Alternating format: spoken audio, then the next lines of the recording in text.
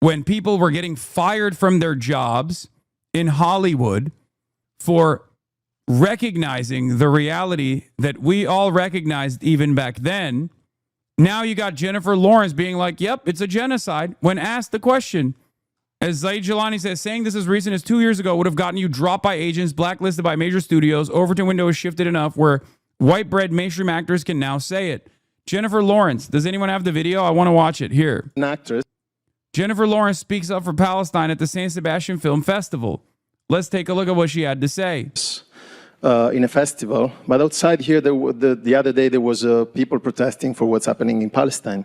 Kids are dying. Not only kids, but kids. Remember, the scumbags like Scarlett Johansson, who was asked, "Do you want to keep being a UN ambassador, or do you want to keep getting a SodaStream sponsorship, which is a BDS company? It's an Israeli company." Those people thought that they could forever be popular if they stood by Israel.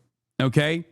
They thought, they miscalculated. They thought that as long as they maintain support, things are going to get better again. They were wrong. They saw how much support Israel got after October 7. They were confident that it would continue. It was Oxfam, not UN, sorry. They thought that they could keep up the censorship regime. They thought that they could keep contextualizing the violence that Israel was engaging in. Okay? The mainstream media thought they could keep up appearances in the same way that they had done so in previous Israeli sieges on the Gaza Strip. So many people did not exhibit the moral courage in that moment. So many people were utterly terrified of losing their jobs, and they either kept quiet or worse, stood by Israel, knowing full well that it was going to be a genocidal conquest once again. They were wrong. Kids are dying in Palestine, but also they're dying in Ukraine and in other countries. I would like to ask you how worried you are for the future of our kids and your kids. Thank you so much. I'm terrified, and it's mortifying. What's happening is no less than a genocide, and it's unacceptable. I'm terrified for my children, for all of our children.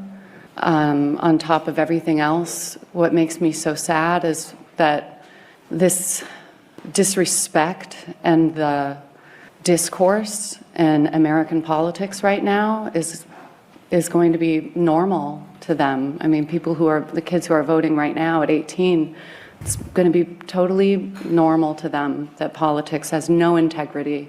Politicians lie. There's no empathy. And everybody needs to remember that when you ignore what's happening on one side of the world, it won't be long until it's on your side as well. And I wish that there. She's a fan of the Blowback podcast. She read the New York Times op-ed that I wrote. Yeah, that's what happened. She saw that. She's a big fan of Amy Cesar. That's what it is. She's been reading Fanon. There was something that I could say, something that I could do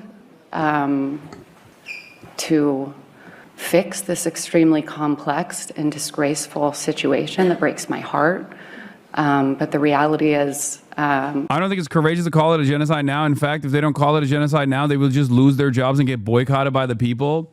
I think that that Miss Rachel's statement on that was correct. It's getting to a point where you will be punished for not calling it a genocide. You will be seen as a genocide denier. We're not fully there yet, but like I said, every bit counts, okay? Every instance counts. Every time someone comes out with a prominent platform and says, this is a genocide, this is unacceptable, okay? It matters. Jennifer Lawrence said, Amy Schumer's choice to use her voice to speak for justice puts her under immense fire. I wouldn't say she navigates it so much as she throws her middle fingers up and walks away from negative comments like a gas station fire in a Michael Bay movie. That was on April 30th, 2024. Read this as a welcomed tide shift. Jennifer Lawrence was literally supporting the Nazi actors and comedians in the end of 2023 and the first half of 2024. I know. I'm not saying she's a Fedayeen. She's going to strap on the banner of the Popular Front for the Liberation of Palestine and get into the front of the flotilla, okay? Just take it in stride. Take it in stride. That's it. That's it. Wow, you mean to tell me that a rich, out-of-touch Hollywood actress has now read the room and realized that a statement that she would have made, such as this one, only a couple months ago would probably still cause so much backlash that she would literally lose her job? This is like Moist Critical, okay? You know how I say Moist Critical is my normie meter or my centrism meter?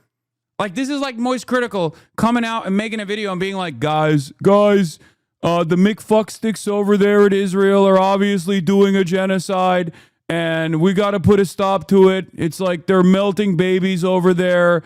I can't believe it.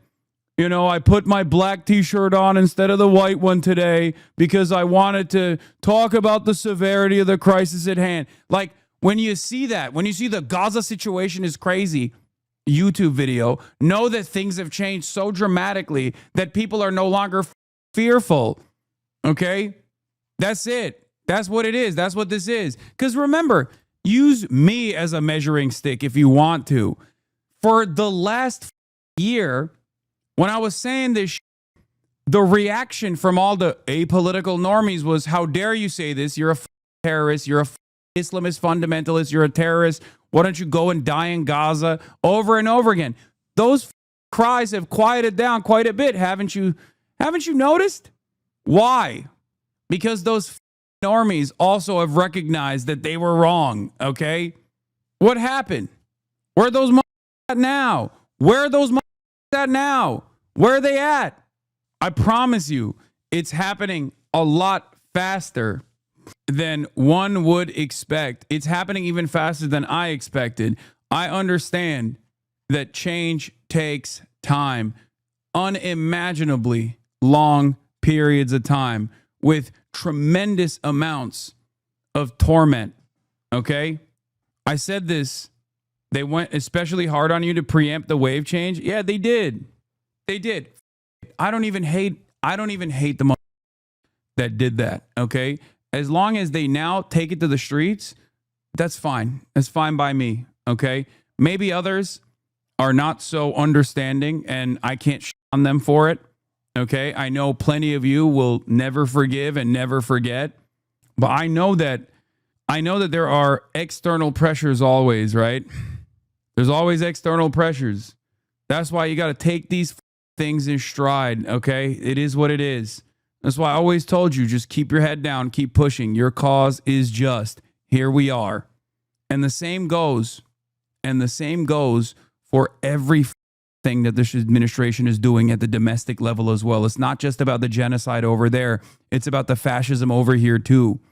For the first 9 months of this administration, every single person in our immediate vicinity, in the space that we occupy, were so terrified of saying something because they were fearful of the repercussions. This created an environment where only right-wing voices were heard. That's why I was out here 1v25ing because the only people that spoke were right-wingers that said, this is all awesome. ICE deportations, sign me up. I'm going to do Pokemon hunts.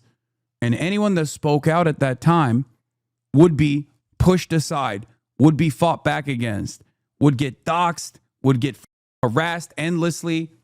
So it created an asymmetry. You didn't get to hear, for the apolitical people on the outside looking in, it created this false sense of security and a false sense of popularity for right-wing ideals and right-wing values. I tried behind closed doors to talk to people, to say, look, you guys have to say something. I know you don't agree with this. You have to say something. They didn't because they were worried. I don't fault those people for being fearful. The expectation from me was never going to be for those people to just like put themselves in the crosshairs in the line of fire. But we are here now. So find that courage within you.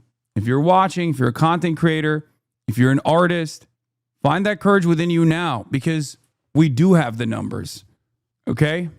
You brought up Palestine in your oldest video, YouTube video, 7 years worth of vindication. What is this?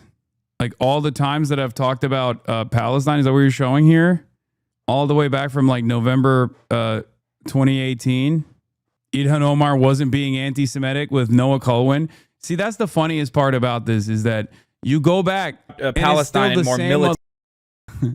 Is still the same, bro. It's me and Noah Colwyn. It's me and Michael Palestine. Jamal Brooks, my goat. Rest in power. It's me and Michael Treacy, which is crazy. That's a wild one. How long until do you condemn Hamas turns into do you condemn Israel? I literally said that it was going to happen. That's where we're at now. That's where we're at now. We're there now. I told you it was going to get there. That's why you had to take it in stride when these are making an ass out of themselves. Okay?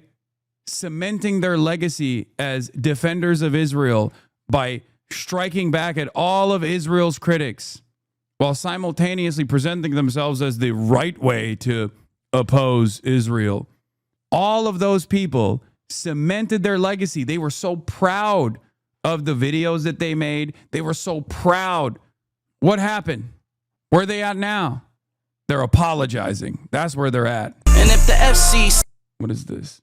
Now, of course, there's still a bunch of freaks out there. Make no mistake. Liev Schreiber, Mayim Bialik, and Deborah Messing are among more than 1,200 entertainment figures who have signed an open letter denouncing the call to boycott of Israeli film institutions over the war in Gaza. We know the power of film. We know the power of story. That is why we cannot stay silent when a story is turned into a weapon, when lies are dressed up as justice, when artists are misled into amplifying anti-Semitic propaganda. The pledge circulated under the banner of Film Workers for Palestine is not an act of conscience. It is a document of misinformation that advocates for arbitrary censorship and the erasure of art, to censor the very voices trying to find common ground in expressing humanity. We. Suck my dick. Okay? There are always going to be crazy people.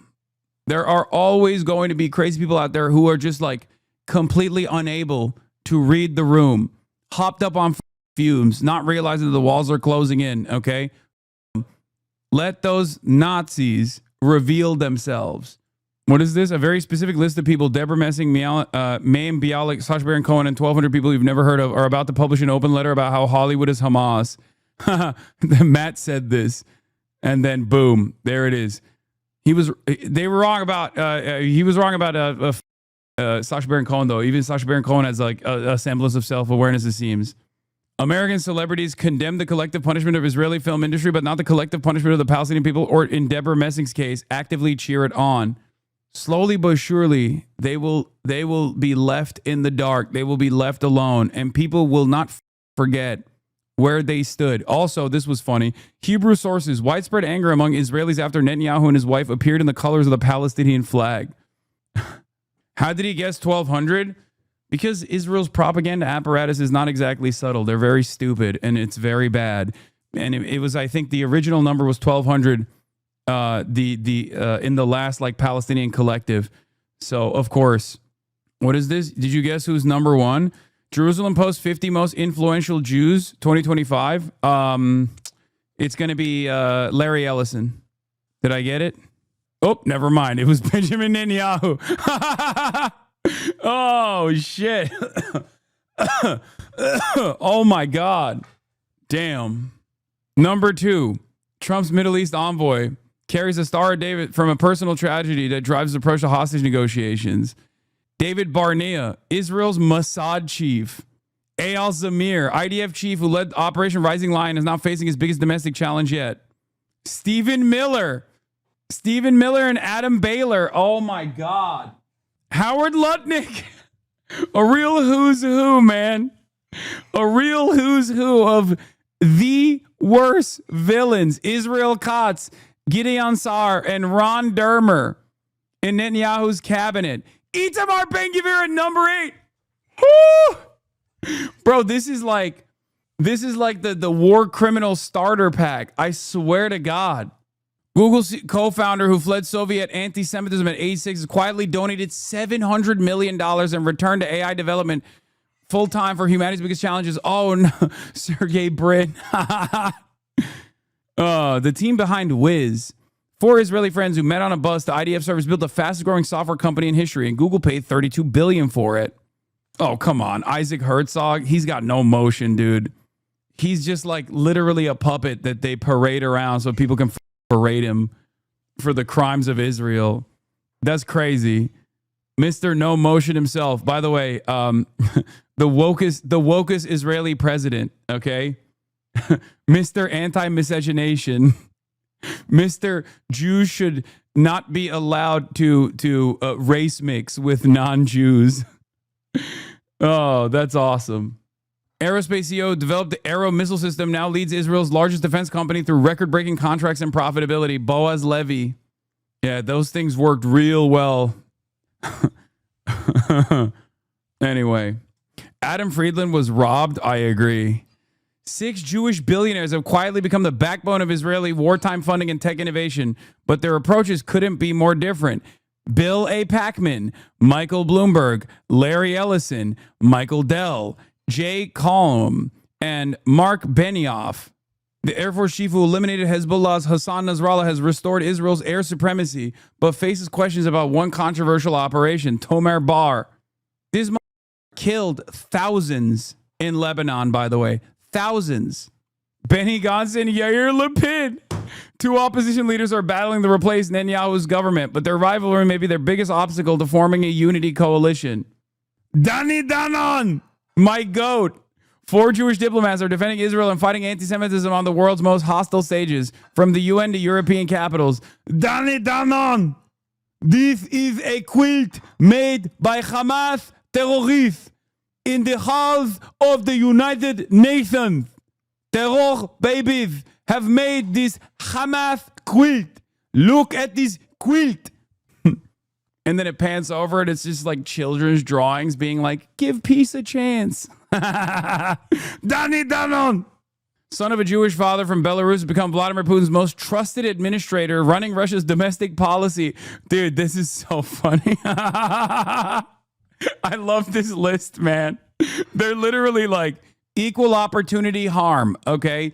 We love war. We love death. We love destruction. It doesn't matter if it's on the side of U.S. empire or against the United States as well, okay? If there is a party that is doing the wrong, we are on board with it. I love that. Oh, fuck. The education philanthropist has increased his foundation's budget from 24 million to 40 million euros, creating a lifeline for Jewish schools facing unprecedented anti-Semitism. It feels somehow anti-Semitic. Dude, this is the Jerusalem Post. Magen David Adom, CEO, who started as a volunteer at 15, revolutionized Israel's emergency response times through groundbreaking systems. Russell Robinson, the Jewish National Fund USA CEO, is building $350 million World Zionist Village in Beersheba while leading the most effective Zionist organization in America, the JNF, for those of you who don't know. Eric D. Fingerhut, the Jewish Federation's leader who raised $850 million for Israel emergency campaigns, has become the architect of North American Jewish community response. Oh my God, they got Lee Zeldin in here. That's crazy. 4 Trump officials are pushing the administration's agenda, while one wears a Star of David ring she never removes, even in the most sensitive diplomatic meetings. See, you said no girls allowed. Turns out Morgan Ortagus, there's a woman on there. Oh, we got Democrats too, baby. 3 Democratic leaders are quietly securing major pro-Israel victories on Capitol Hill. And lo and behold, Debbie Wasserman Schultz and Josh Buttheimer right there, prominent. God, Debbie, please, you are washed, Schultz and Josh Buttheimer. Both of these guys. Oh my Lord. Including one breakthrough that could change how universities handle anti-Semitism. Wendy Friedman, the astrophysicist who measures the universe's expansion rate, is leading. I feel like this person just should probably feel bad to be included in this, because this is just like unironically an astrophysicist. I don't even know what her opinions are about whatever conduct Israel is engaging with. But like, you really, when you have like a normal person on this list, you got to feel kind of bad. You know what I mean? You're like, wait, hold on. I'm a scientist. I don't want to be mentioned with these psychos. You know what I mean? It's just like random scientists catching. Oh, there it is. The Israeli-born physician who became one of the world's top 50 richest people has a controversial vision for the West Bank that divides even her supporters. Miriam Adelson. Also, you got to be pissed if you're Miriam Adelson and you're number 26 on here. Like, really? Debbie Wasserman Schultz got a call out before you? That's crazy. She dumped like $200 million. She is the number one reason why Trump is such a dick rider of Israel. Okay? That's crazy that they put her at number 26. She's washed. The three Jewish American business leaders under 50 are reshaping Hollywood and tech. David Ellison, Larry Ellison's son, Brandon Korf, and Adam Newman. With one seeking Israeli residency, another reinventing himself after WeWork. Adam Newman. Four religious leaders shaped Jewish life from Washington's Capitol Hill to the criminal underworld peace negotiations to ultra-Orthodox resistance. Two friends who started with a simple conviction 25 years ago have now facilitated the aliyah of 90,000 people from North America directly into the West Bank, by the way. Spearheading aliyah from North America and the UK. Yo, if I'm Rabbi Shmuley, I'm so pissed.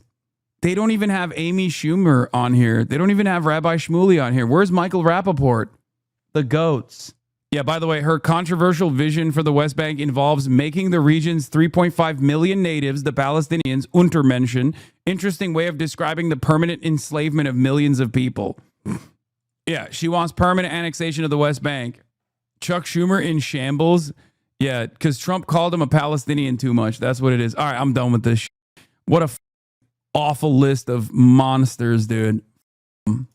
Feder bitch robbed. He's not Jewish. This is the top list of Jewish people. So no Richie Torres mentioned, no Feder bitch mentioned. They can suck off all they want, but Jerusalem Post is not going to obviously put them in a list of the most influential Jews. Yeah. Oh, this is always interesting. Who is allowed to say this and who isn't? Larry Ellison, an American citizen who was given millions directly to a foreign army, the IDF, will now control CBS, Paramount, TikTok, and possibly CNN, as he also serves as the backbone of Israel's wartime funding. Yes, this is 100% correct. Larry Ellison was interviewed at a Friends of the IDF gala in Beverly Hills, of course, where he just straight up was like, I love Israel. Of course I have to defend Israel. It's like, you know, all the regular ultra-Zionist talking points that you've ever heard. And now that I'm going to control TikTok and CBS and Paramount and maybe even CNN. Fantastic. Special congrats to U.S. Debbie Wasserman Schultz and U.S. Representative Josh Gottheimer for making the Jerusalem Post top 50 list, singled out for their excellence in lobbying for Israel in D.C. Also, Gottheimer is not from Florida, but from New York. Evet. Infographic, the 6 companies that own almost all of the media. Disney, National, what is this? This is Redstone, who owns like CBS and until recently. Bob Iger, Disney, Time Warner, Jeff Bukes, Comcast, Brian L. Roberts. And by the way, the consolidation is continuing for the record. And then News Corp, Rupert Murdoch, of course, and Sony with Kazuo Hirai. There's even more consolidation, of course, taking place. I believe there was an insane graphic that I saw online. I think it was from More Perfect US that said that in like the 80s or 90s, there were like 55 companies in American media, and that number has now been reduced to 5. It's not even 6, it's 5 in America. Sony is the only non-American. So is the Jews controlling the media gaining more shtick now? No, dumbass. Kaz Hirai was actually born in Buffalo. Yeah, in 1983, 50 companies controlled 90% of the U.S. media market. That number is now down to 5. The reason why I get so mad at the anti-Semitic trope, Jews control the media, is not only because it like obviously is telltale bigotry, telltale sign of fascist theory, but it's also wrong. These don't own these companies because they're Jews, dumbass. They own these companies because they're capitalists, okay?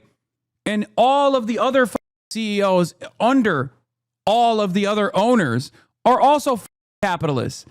That's it. Capital owners are aligned on one thing and one thing only: the continuation of profits. Richest person on the planet is Elon Musk. He's South African, okay? Why is it that Elon Musk and Larry Ellison, who is Jewish, are directly aligned on every single issue? Even on Israel, even though Elon Musk is anti-Semitic, but totally aligned on Israel. How does that work? Why does that work? One must ask that question. Is it because of like Jewish mind control? Or do you think there's perhaps another reason? No, that's why it's so funny when like Nazis will be like, nah, he's a secret Jew. Or they'll say, oh, well, that person married a Jewish person or is secretly Jewish. Bill Gates probably is the funniest version of that. These guys just like, because of the overall refusal to recognize this from a materialist framework, the overall refusal to recognize this from an anti-capitalist framework, people would rather believe that like Bill Gates is Jewish because it fits with the Jewish control conspiracies than to recognize that there is no monolithic structure beyond class. And even then there can be obviously traitors of one's class as well. Very few in the billionaire class, obviously very few in the capital owning class, but can happen. Anyway, are you fighting anti-Semitic tropes right now? I was told you're a raging bigot by my favorite YouTuber. Your favorite YouTuber has probably leaned into anti-Semitic tropes a lot more in the process of calling me an anti-Semite, like saying all Jews are Zionists. Why the f are you anti-Zionist? That means you're anti-Jew, you're anti-Semitic. As though that would somehow change the equation, by the way. Like if virtually, it's a falsehood anyway, but if virtually every single Jewish person was like, I love Israel, I love what Israel is doing, what you think I would be like, oh, well, I guess I can't. I guess I can't actually criticize Israel any longer out of fears that I might be called anti-Semite. Like, what are we talking about?